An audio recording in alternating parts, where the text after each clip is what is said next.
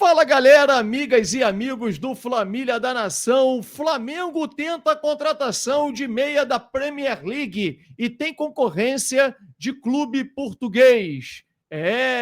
Sextou, galera! Flamengo e Vasco já tem local. Você vai saber agora aqui com a gente. Será no Maracanã. Ou seja, Pedrinho, tanta palhaçada, tanto show, jogando pra galera. A gente sempre avisou aqui que não poderia ser em São Januário, né?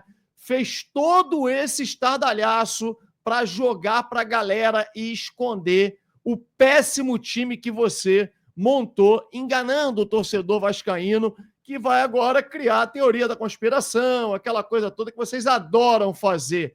Estão sendo enganados bonitinho. A desculpa já está pronta. O Flamengo pode jogar na lua contra o Vasco, que o Flamengo vai ganhar.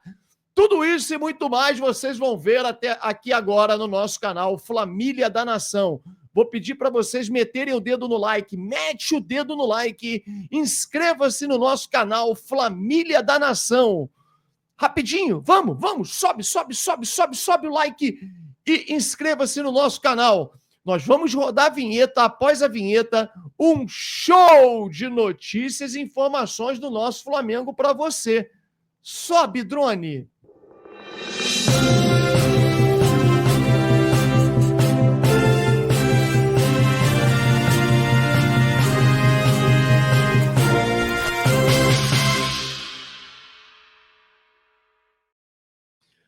Galera, Flamengo e Vasco, ou seja, Vasco e Flamengo, que o Vasco tem o direito de mando de campo, será no Maracanã.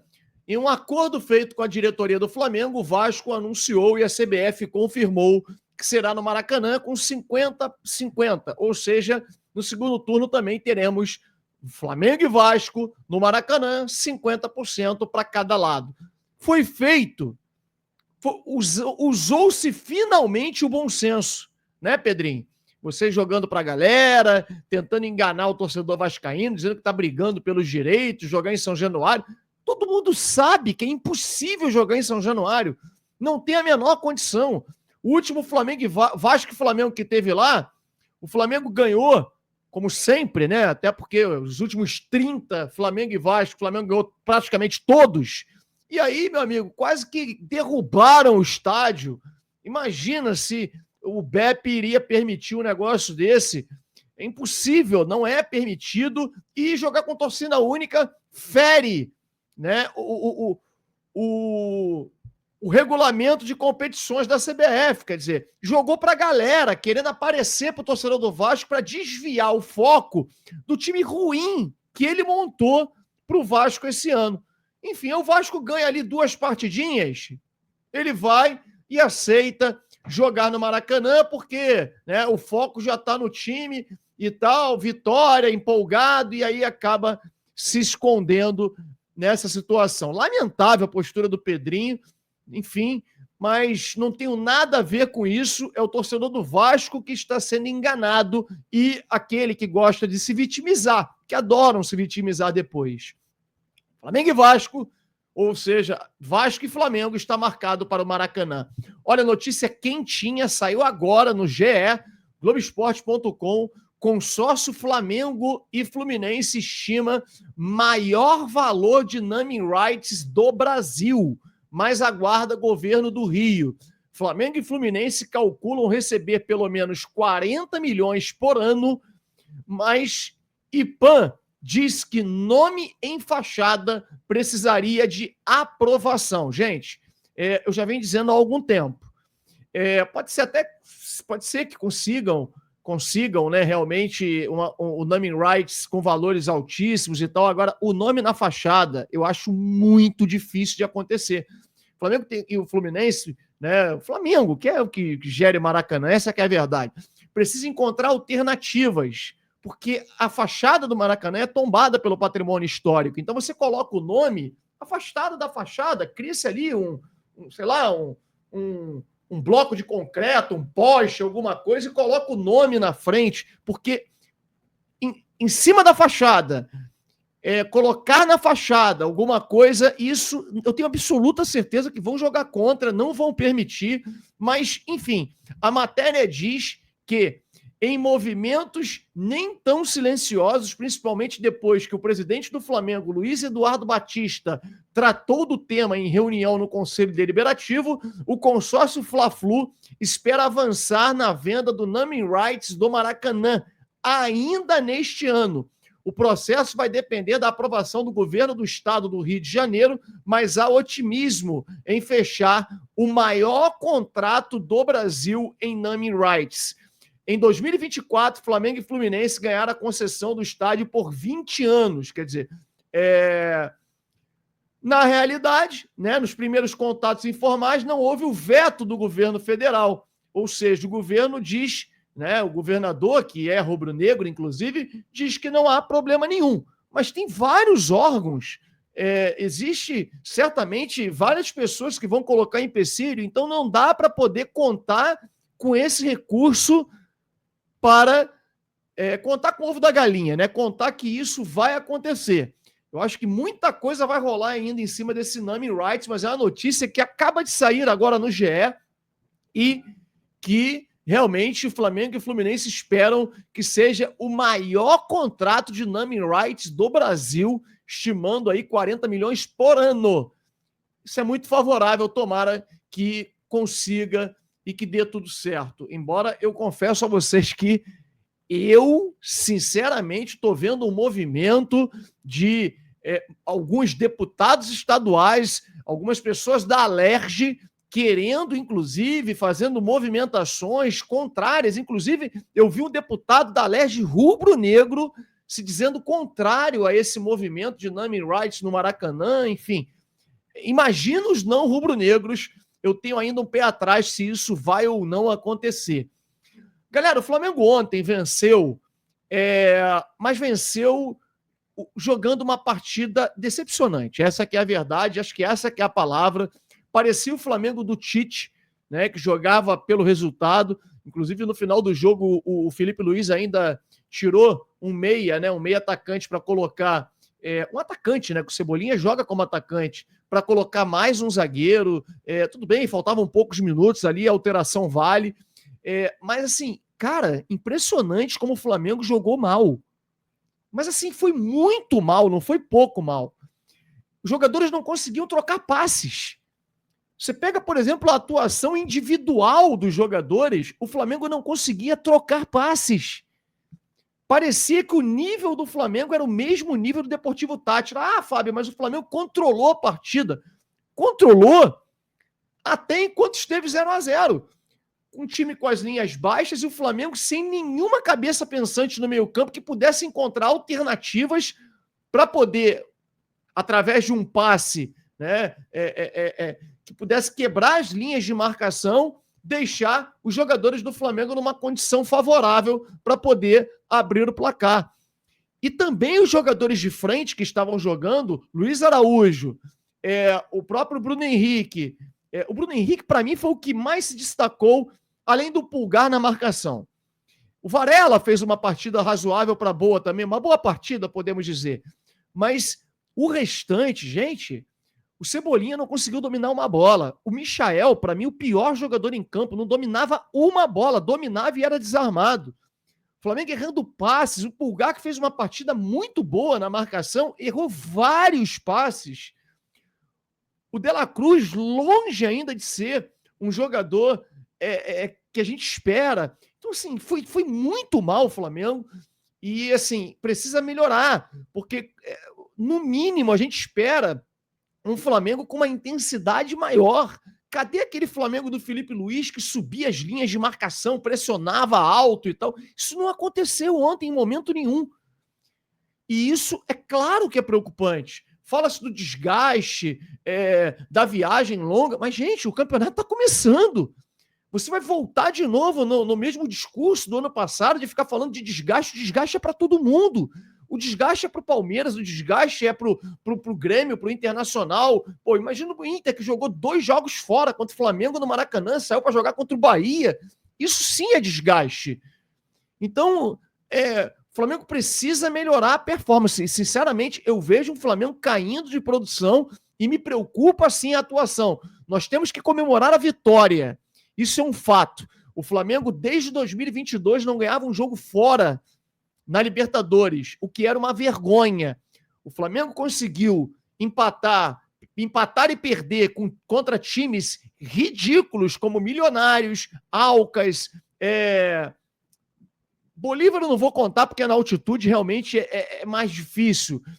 Enfim, vários e vários outros times fracos em que o Flamengo não conseguiu ganhar e alguns perdeu, inclusive.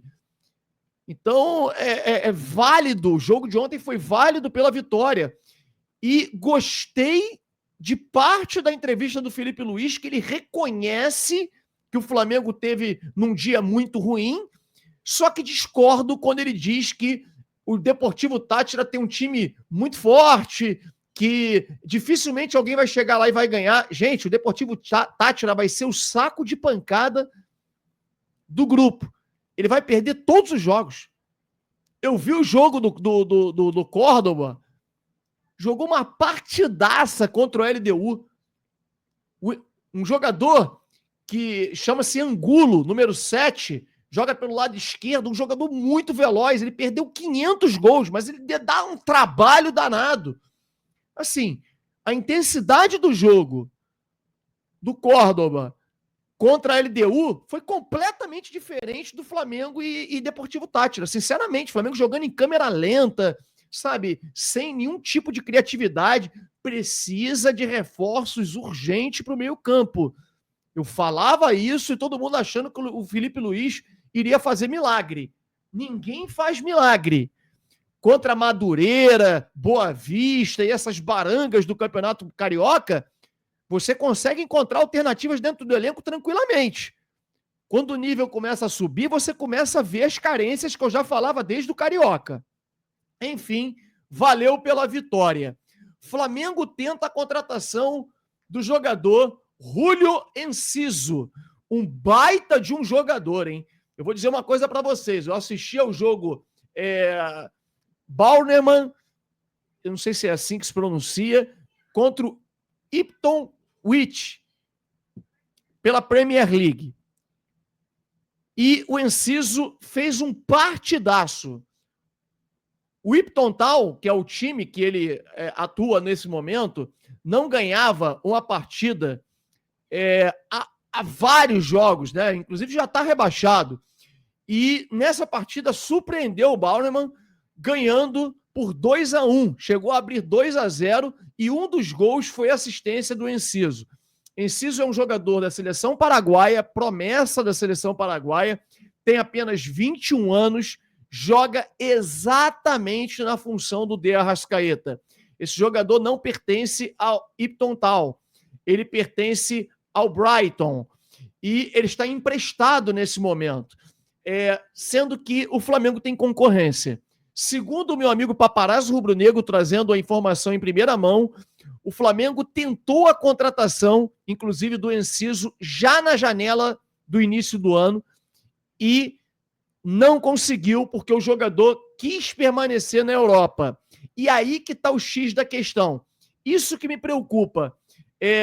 Por ele querer permanecer na Europa e o clube em que o Flamengo está disputando o jogador, né, ser o Porto, né, um clube português, me deixa muito preocupado, porque se ele quer permanecer na Europa, ele não vai permanecer na Premier League, mas ele pode ir para Portugal, que aí ele vai estar, né, jogando ainda na Europa, jogando competições internacionais na Europa, como a Premier League, como, não sei se o Porto vai se classificar para a Premier League, acho até que não, mas jogaria uma Europa League, o Mundial de Clubes, que o Porto também está, enfim. Fato é de que trata-se sim de um bom jogador. Eu já vi várias vezes torcedores do Flamengo pedindo a contratação do Enciso, que nesse jogo fez uma baita partida, mas ele não vem brilhando tanto no Ipswich Town, não. É um jogador que não fez gols ainda e tem 2 assistências, inclusive nessa partida, que ele jogou muito bem, ele deu uma assistência para um dos gols do Ipswich Town. Eu queria saber de você. Você acha que a contratação do Júlio Enciso seria uma boa para o Flamengo, um jogador jovem, acostumado a jogar na Premier League? Ele chegou em 2022 lá para o Brighton, formado aqui no Paraguai, né? Ele, inclusive, foi formado no Libertad do Paraguai e foi vendido por 11 milhões de euros para o Brighton. Você acha que seria uma boa contratação? Ou acha que seria melhor o Flamengo ter ficado com o jogador que saiu? Aliás, eu vou dizer para você, cara, até hoje eu sinto falta, não é falta, mas eu acho que o Flamengo poderia ter insistido mais com o Alcaraz. Eu assisti o VT do jogo Everton e Liverpool, um jogo de altíssimo nível, e para mim, o melhor jogador do Everton nesse jogo foi o Alcaraz. Quase que ele faz um golaço de canhota, jogando exatamente na função do Arrascaeta. Essa história de que ele não se encaixa no modelo de jogo do Felipe Luiz, para mim isso é balela, para mim isso foi briga de ego da ex-gestão com a gestão atual. É a minha opinião, tá? Isso não é informação, é opinião. Porque, vamos lá, no modelo de jogo do Flamengo, o Flamengo tem o Wesley, lateral direito agudo, que apoia o tempo inteiro, importantíssimo para a equipe. O reserva do Wesley, ele é completamente o oposto. Embora ele tenha feito um bom jogo ontem, mas ele não tem as características do Wesley, que é o Varela. Então o Varela não se encaixaria no modelo de jogo do Felipe Luiz, que é completamente o oposto do Wesley. Teria que ter um jogador com as mesmas características, correto? E não é assim. E o Flamengo ainda tenta renovar o contrato do Varela. Então, assim, não caio nessa. É uma pena, porque trata-se... É nítido que ele ainda estava em processo de adaptação, 4 meses só de Flamengo, e acabou indo embora.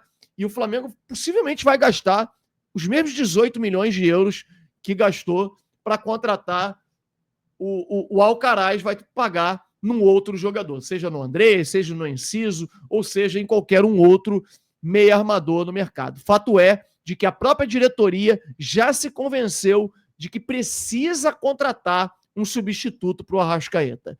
Para você, quem o Flamengo deve trazer para jogar no meio campo? Jorginho já é uma contratação praticamente certa, mas o Flamengo quer pelo menos mais 1 ou 2 nomes para atuar nesse setor.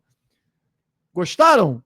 Então deixa o seu like, mete o dedo no like e inscreva-se no nosso canal Família da Nação. Um grande abraço a todos e saudações rubro-negras.